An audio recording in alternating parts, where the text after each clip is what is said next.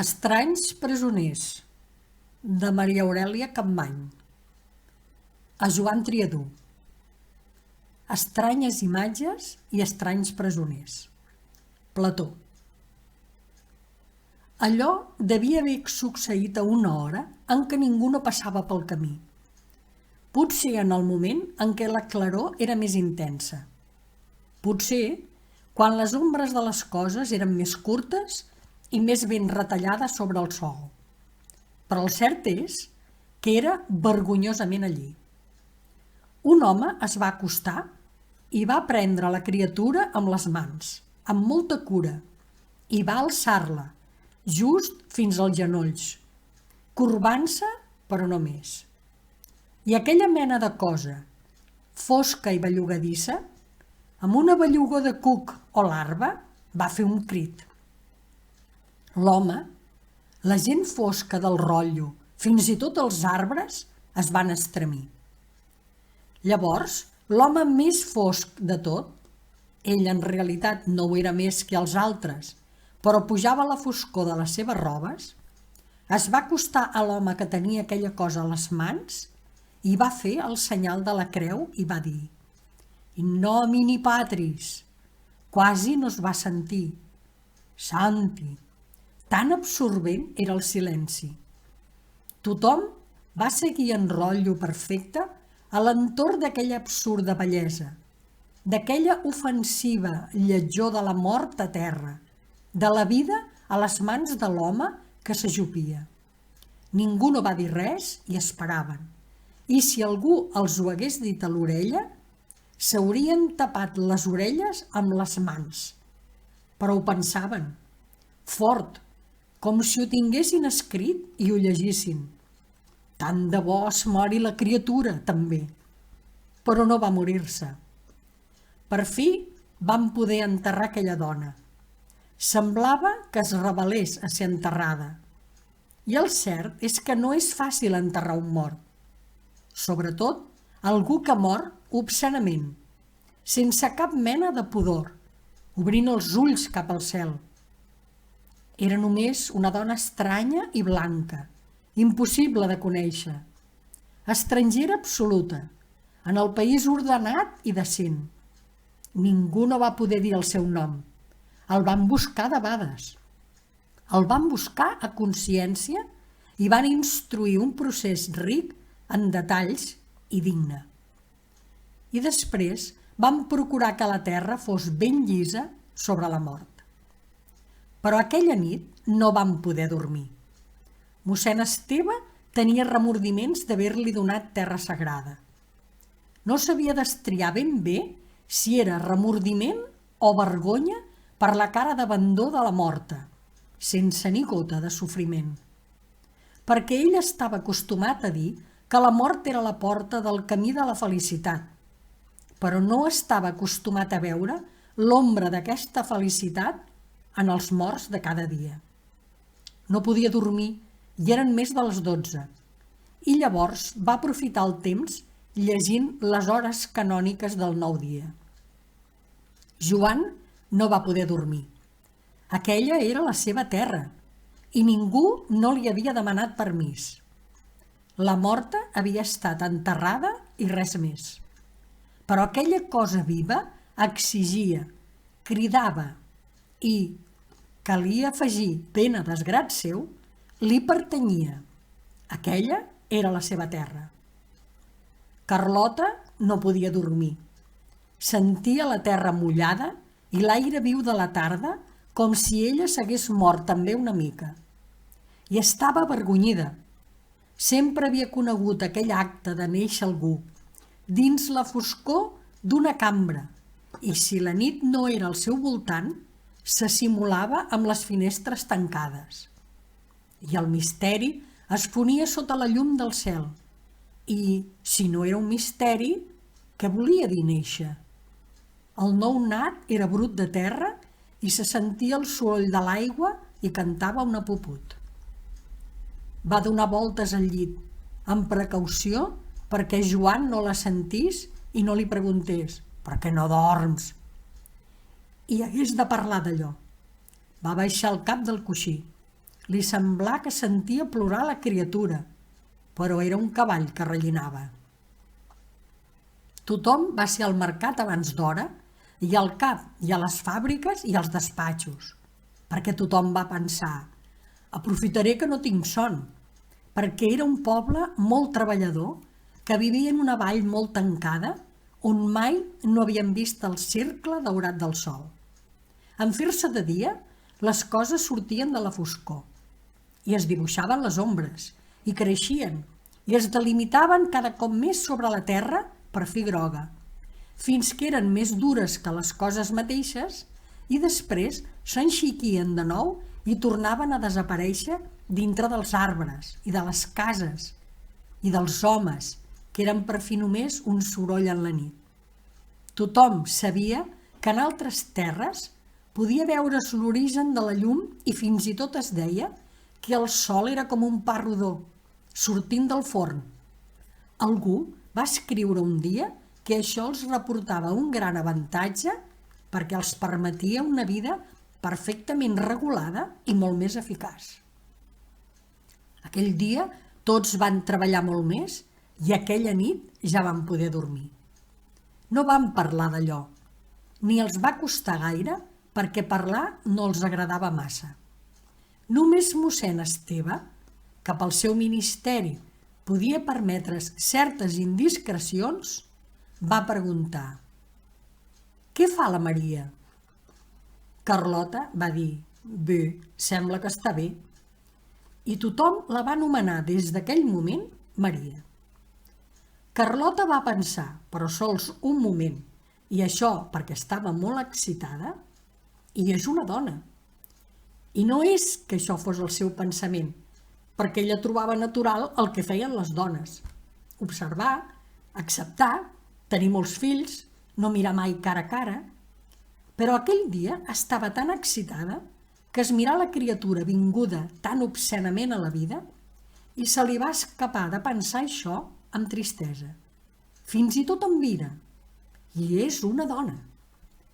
Si hagués estat habituada a pensar i hagués pogut seguir aquest pensament, Carlota hauria deixat el seu gest de sempre i hauria estat una altra dona, potser una altra mena de dona. Però ella no era així. Com ho diré, el que era ella?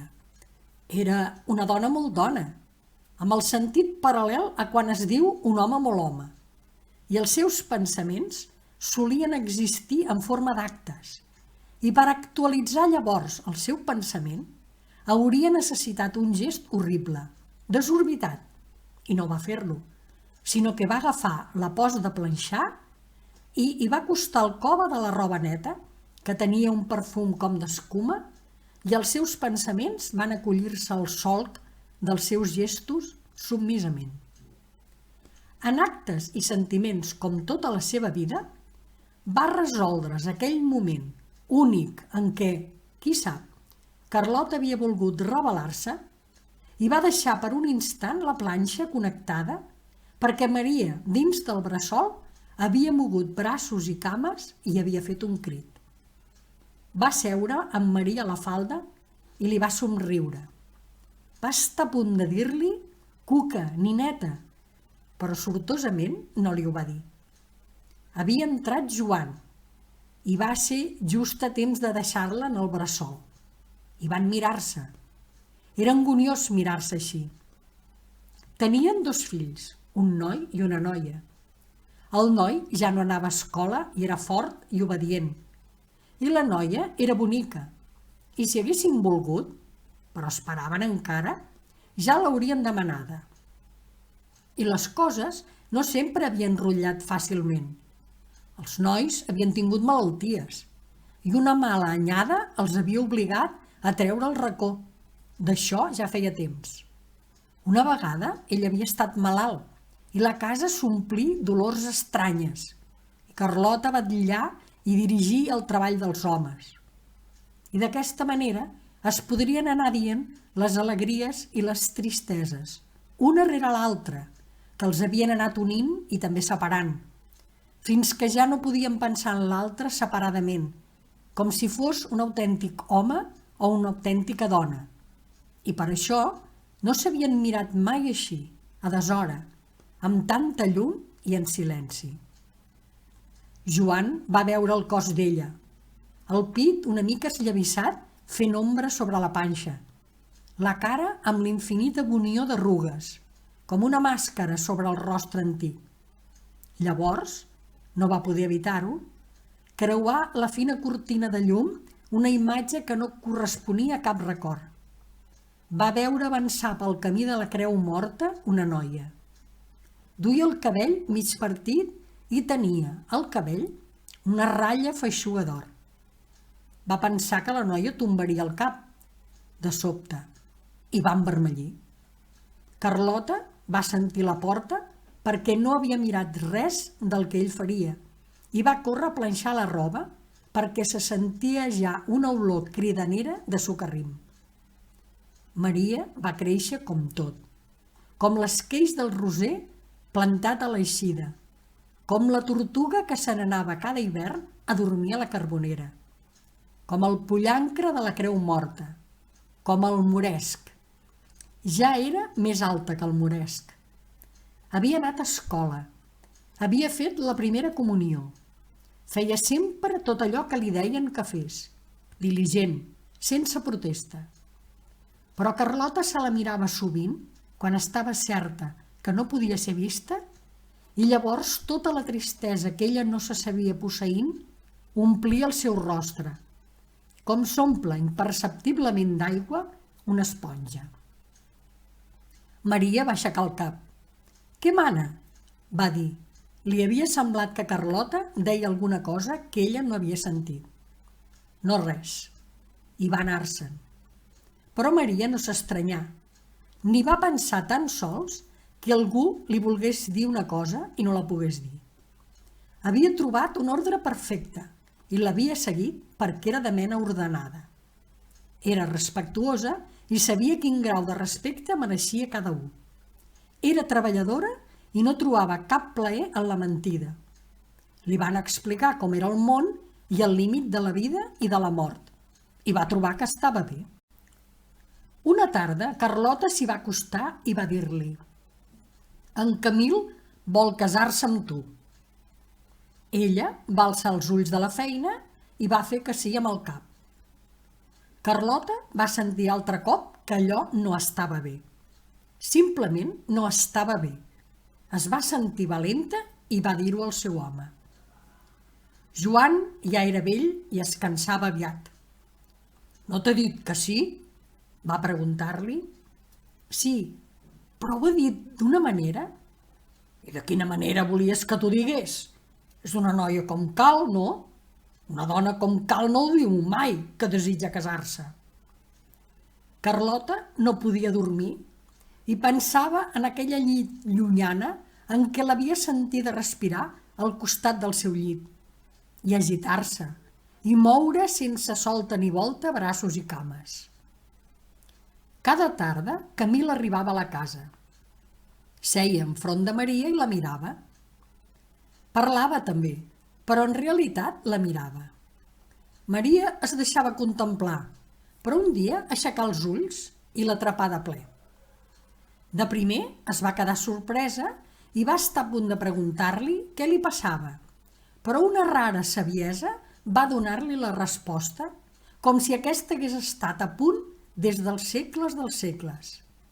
Però això tampoc no va commoure-la, com si hagués descobert una de tantes coses que l'ús de la raó li anava oferint dia a dia. Un matí, en sortint de missa, mossèn Esteve la va cridar.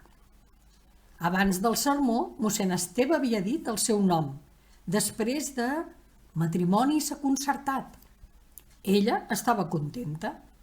La sagristia era una peça quadrada amb unes finestres molt altes, la llum quasi blanca, les parets blanques del tot i les albes blanques.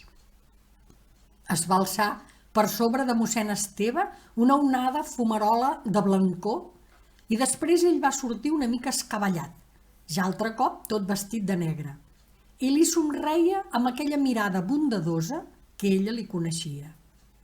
Ara ja tenia el cabell tot blanc, mossèn Esteve, com si li hagués anat quedant blancor de les albes. L'alba que s'havia tret quedava arrugada, amb les arrugues cantelludes, com si fos de paper, sobre la taula. Maria va fer un petit moviment per endreçar-la, però va plegar les mans sobre la faldilla i es va quedar amb el cap cot. «Aixeca el cap», li va dir mossèn Esteve. I ella ho va fer i va veure com ell se la mirava ben bé i com movia el cap a dreta i esquerra.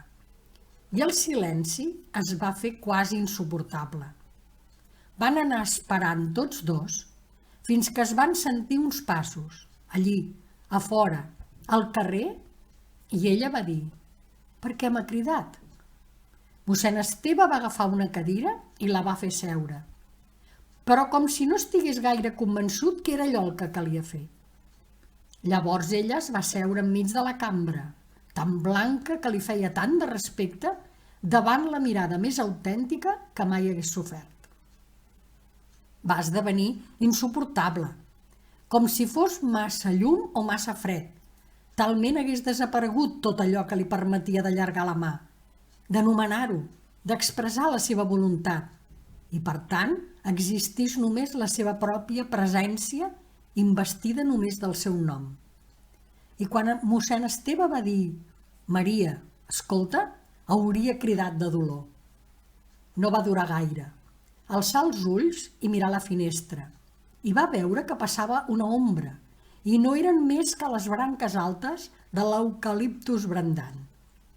Va recordar com era l'ombra que es dibuixava a terra, el color morat de la soca i el color groguenc de l'ombra i aquells trossets de cel canviant, esmicolant-se, refent-se per entre les branques i les fulles. I això no com era, sinó pertanyent-li. Com li pertanyia aquell dolor?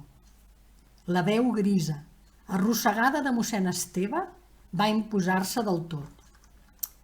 «Jo he pensat moltes vegades en tu i com un dia o altre en series estrangera. I t'he vist créixer amb por i sempre t'observava tement. Ara s'aturarà i dirà: no vull seguir. Però molt tard m'he adonat que no seria així, que acceptaries tot, fos com fos, i t'he vist cada vegada que has dit que sí. T'he vist i t'he observat, i tenies els mateixos ulls, la mateixa forma de mirar que es dirigeix cap a un espectacle. Ara sóc jo que t'ho demano. Vols casar-te amb en Camil?» I ella va dir: «No». Ho sabia des del moment en què mossèn Esteve havia començat a parlar. Totes les tardes, una rere l'altra, que Camil havia assegut davant seu mirant-la, van anar passant com si ella fos una altra i es pogués veure també asseguda cosint.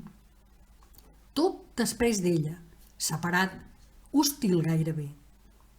Ja m'ho temia. Què vols fer, doncs? Maria estava meravellada. Li van venir unes ganes extraordinàries de riure. A col·legi havia après de retenir les ganes de riure i va aconseguir-ho, i amb molt esforç, perquè sentia un benestar viu, dolorós, com si algú hagués dit aquella paraula inesperada o el senyor seriós hagués caigut o s'hagués presentat algú cerimoniós amb un barret inversemblant i molt més. Molt més perquè al mateix temps, de pressa, ho recordava tot com si ja no existís. I ho estimava molt, precisament perquè ja no existia. L'eucaliptus de l'església i el pont amb els àlbers de plata i l'horitzó morat de muntanyes i Carlota que deia: «Camil es vol casar amb tu». Es va serenar i va dir: «No vull fer res». Mossèn Esteve somreia. «Això aquí no és possible. Diuen que els àngels, abans de la revolta, no feien altra cosa que no fer res, però ara no. No és possible. Entens?» Ella se'l mirà estranyada. «Jo no vull ser un àngel», va dir. Ell s'hi acostà i va fer-la alçar de la cadira, quasi per força. «No hi pensis ara», li va dir. Ja tindràs temps, però vine-m'ho a dir. Vés-te'n ara. Va tornar a casa amb la impressió que li havien encarregat una feina i calia enllestir-la. Carlota li servia el menjar i ho aprofitava per mirar-la. Però de res no li hauria servit que algú li digués: ho veus? Després et penediràs de no haver-ho dit. Després, quan no hi haurà remei. Ella ho sabia, que no hi havia remei, però també sabia que no podria evitar-ho. Dir què? Aquí. Camil venia cada tarda.